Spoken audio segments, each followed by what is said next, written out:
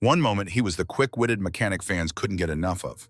The next, he was out, fired in a blaze of chaos that shocked everyone watching. But here's the twist. That dramatic exit wasn't the end of his story. It was the start of something even wilder. Behind the roaring engines and camera lights was a world of rivalries, backroom deals, and a truth no one saw coming. This is the untold story of the man who turned his biggest setback into a fight that would redefine everything, while discovering the game was rigged from the start. Tom Smith was never the kind of kid who could sit still. Born in Ohio but raised mostly in Georgia, he came wired with a restless curiosity that refused to be tamed. If something had screws, he'd take it apart. Radios, lawnmowers, engines, just to see how it worked.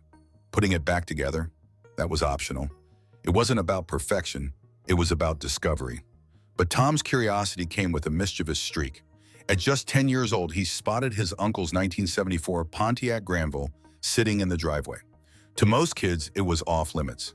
To Tom, it was an irresistible invitation. He climbed in, started it up, and took it for a joyride. The freedom was intoxicating, until flashing blue lights appeared in the rearview. In a split second of panic, Tom crashed directly into the police car chasing him. No one was seriously hurt, but the lesson that followed was unforgettable. An old-fashioned punishment from his uncle that made sure he wouldn't pull that stunt again. Still, the thrill of wheels on asphalt had already taken root. By his early teens, Tom was spending every spare moment in his uncle's garage, learning the basics of wrenching. He wasn't just fascinated by the mechanics, he loved the way a car could be transformed, given a new life. That passion became his compass, even when the rules couldn't hold him in place. What no one knew then was that the same defiant streak that got him into trouble as a kid would one day be the very thing that made him famous. By 12, Tom's life had shifted again. He was now living with his grandmother. The change of scenery didn't slow him down. If anything, it gave him more room to plot his own path. After high school, he returned to Ohio and did something few his age dared to try. He opened his own auto shop in one of the roughest parts of town. It wasn't the kind of place for dreamers. Customers were tough, money was tight, and competition was everywhere. But Tom had two things most mechanics didn't: relentless determination and a flair for doing things his own way. In a neighborhood full of die-hard Chevy loyalists, Tom rolled up one day in a 1967 Ford Galaxy XL convertible. When asked why, his answer was pure Tom. "I'm not riding over a cliff with you in a Chevy, so I bought a Ford." That kind of defiance caught the attention of Carl Parsons, a master mechanic and legend in Ohio's racing circles. Carl didn't just teach Tom about engines, he taught him how to think about them. Tom learned the fine art of diagnosing problems by feel and instinct, something modern mechanics rarely practiced in the age of computerized systems. To Tom, old-school engines were more than machines. They were elegant, logical, and beautiful, puzzles that made sense without a computer telling you the answer. But life wasn't all nuts and bolts. He had a wife, a child, and bills piling up. The pressure was real, yet Tom's independent streak never faded. He refused to settle for mediocrity, and that stubbornness was about to pull him toward a much bigger stage. The boy who couldn't sit still was about to trade the back streets of Ohio for the national spotlight, and millions were about to meet him. Texas was where everything changed. Tom had bounced between jobs, even spending time working on towering broadcast structures, but nothing quite scratched the itch like the smell of oil and the clang of a wrench. When he landed at Driver's Edge, he wasn't just fixing pristine Sancho cars. He was making them drive better than their owners thought possible. Word spread fast. People didn't just bring him their cars, they trusted him with their pride and joy. Then came the call that would launch him into a whole new world. Gas Monkey Garage was gearing up for the premiere of a new Discovery Channel series, Fast and Loud, and they needed mechanics who could deliver under pressure and look good doing it. Tom fit the bill. From the moment he walked into the shop, the cameras loved him. He was quick with a joke, sharp with a comeback, and fearless with a wrench. Viewers didn't just see another mechanic, they saw a personality, someone who could turn a tense build into a comedy sketch without missing a beat. And for Tom, the show was more than just a paycheck. It was a bigger stage for the kind of craftsmanship he'd spent his life perfecting. He wasn't acting. This was just who he was, amplified by bright lights and rolling cameras. But reality TV is never just reality. Behind the roaring engines and high-speed edits, tensions simmered. Deadlines were brutal, egos clashed, and not everyone appreciated Tom's unfiltered way of speaking his mind. It wouldn't take long for those behind-the-scenes tensions to explode, setting the stage for the moment that would define his career and nearly end it. The breaking point came in 2014, and it started with something so small it could have been ignored. A fan had wandered into the shop and wanted a photo near a Rolls-Royce owned by Gas Monkey founder Richard Rawlings. Tom and fellow mechanic Jordan Butler didn't think twice. They let the fan pose, smiled, and went back to work. What happened next felt like overkill. The shop manager stormed in, furious that anyone had been near the car. Harsh words were exchanged. Tom, never one to bite his tongue, fired back with a few choice ones of his own. In that moment, the line was crossed. Within hours, both he and Jordan were out, fired on the spot. Richard Rawlings later labeled them troublemakers. Tom and Jordan saw it differently. They claimed the incident was blown out of proportion, that getting axed over a single heated exchange made no sense. Jordan even said it was the only time in his life he'd been fired. But Tom, he didn't sulk. He called it the best thing that ever happened to him, even comparing himself to Bill Gates, another man who'd been fired before making it big. It was classic Tom Smith defiance, turning a career-ending blow into a rallying cry. That defiance wouldn't just get him through, it would ignite something bigger. Instead of walking away from the industry, Tom and Jordan started planning. They wanted to prove they could succeed without Gas Monkey. What they didn't know was that their next move would create one of reality TV's most talked about rivalries, and one of its best-kept secrets. The ink on their termination papers was barely dry when Tom and Jordan began plotting their comeback. They teamed up with Scott McMillan, another ex-Gas Monkey employee, and master mechanic Thomas Weeks. Together, they founded a new shop with a name that said it all: Fired Up Garage. It wasn't just branding, it was a jab. The initials FU were a not-so-subtle middle finger to their former boss. Discovery Channel loved it. By October 2014, their new show, Misfit Garage, premiered to an audience eager for drama.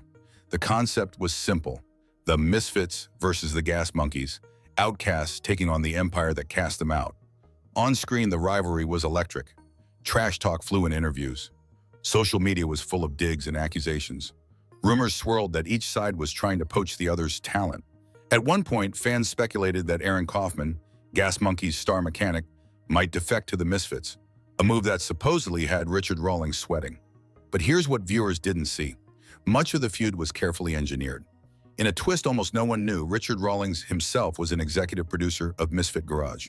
He even owned the building where Fired Up Garage operated, meaning the rebels were paying rent to the man they were supposedly at war with. Rawlings had creative input, financial oversight, and a hand in shaping the very show that painted him as the villain. Yes, tensions were real, but they were amplified, scripted in places, and packaged for maximum ratings. The Misfits believed they were taking back control. In reality, they were still playing in a sandbox built and managed by their old boss. And that hidden power dynamic would shape everything that came next. Away from the manufactured tension of reality TV, Tom Smith was a man driven by pure passion. For him, cars weren't just machines, they were rolling pieces of history, art on four wheels, and symbols of American grit. His dream rides weren't modern supercars, but legends: the 1964 Ford Thunderbolt and the 1965 Shelby Cobra, raw power wrapped in style that never went out of fashion. He had a soft spot for the Chrysler forward-look era of the late 50s and early 60s, praising designer Virgil Exner's bold lines and fearless ideas. To Tom, those cars weren't built for trends. They were built to be remembered. That passion sometimes flared into unforgettable moments. In one famous rant, he discovered a metric bolt in an old American engine and launched into a tirade about how such a thing was sacrilege. He claimed his mother had warned him that the metric system was the devil, and he meant it. It was funny, yes, but it was also a defense of craftsmanship standards he believed were disappearing. And Tom's creativity didn't stop at the garage door. He'd spent years as a professional stand-up comedian, performing at venues like the Dallas Improv and Manhattan's Christie Comedy Club. The quick wit that viewers saw in Misfit Garage wasn't scripted. It was muscle memory from years on stage. Even more surprising, his artistic side. Using hundreds of Sharpies, he could transform blank walls into massive, intricate murals that left people speechless. Cars, comedy, and art, these weren't hobbies. They were the pillars of who he was. But passion alone can't keep a business alive. And as Misfit Garage rolled on, the cracks in the dream were starting to show, and they would only get wider. On TV, Misfit Garage looked like a scrappy success story, four mechanics turning rejection into roaring triumph. Behind the scenes, it was a different picture. Fired Up Garage wasn't the cash machine fans assumed. The reality of running a custom shop hit hard. High-quality builds took time, parts, and labor, and profit margins were razor-thin. On average, they made about $2,000 per completed car. To hit $100,000 in a month from restorations alone, they would have needed to finish around 50 projects. That kind of output was impossible without cutting corners, and Tom refused to compromise. The truth was, the shop's survival depended almost entirely on the TV show's ratings, and while Misfit Garage averaged a solid 1.3 million viewers per episode, that audience came with strings attached, pressure from producers, constant deadlines, and the ever-present need to outdo the last build. Inside the shop, tension built. Co-founder Jordan Butler walked out during Season 4 after disagreements over bringing in new partners. Scott McMillan followed, wanting to focus on his own business. Even Kevin Clark, known for his toy car obsession, decided he'd had enough. Then came the creative missteps. In one notorious episode, the team chopped up a pristine 1957 Chevy to turn it into a gasser. For car purists, it was heresy. The backlash was loud and relentless, painting the Misfits as careless showmen rather than craftsmen. The dream of a garage for misfits, run by misfits, was starting to unravel, pulled apart by financial strain, personal disputes, and the impossible balancing act of being both a functioning shop and a reality TV spectacle. The cracks were widening, and soon they wouldn't just threaten the show, they'd end it. By 2018, the writing was on the wall. Season 6 of Misfit Garage premiered in May, but the energy that once drove the show was fading. Rumors of a Season 7 surfaced in early 2020, yet nothing ever materialized. Key players had already drifted away. Jordan Butler cut off all contact with the cast. Scott McMillan and Kevin Clark moved on. The Brotherhood of Misfits was gone. Without the on-screen chemistry and with behind-the-scenes tensions unresolved, the show's spark went out. No official cancellation was announced, just silence. For fans, it was like watching a car slowly roll to a stop, engine dead, headlights fading. Whether it was crushed under the weight of its own drama or quietly retired by those pulling the strings, one thing was certain. The dream that started as a defiant middle finger to Gas Monkey was over. Tom Smith's story isn't just about cars, it's about defiance, ambition, and the hidden games that shape reality TV. Was he the ultimate underdog who refused to back down, or just another pawn in a show controlled from the top? The truth might be somewhere in between, and parts of it may never be told. One thing's certain, Tom's fire never burned out, even if the cameras stopped rolling. If you want more untold stories of the people, rivalries, and secrets behind the shows you love, hit that subscribe button and turn on notifications. Trust me, what's coming next will surprise you. One moment, he was the quick-witted mechanic fans couldn't get enough of. The next, he was out, fired in a blaze of chaos that shocked everyone watching. But here's the twist. That dramatic exit wasn't the end of his story. It was the start of something even wilder. Behind the roaring engines and camera lights was a world of rivalries, backroom deals, and a truth no one saw coming. This is the untold story of the man who turned his biggest setback into a fight that would redefine everything, while discovering the game was rigged from the start.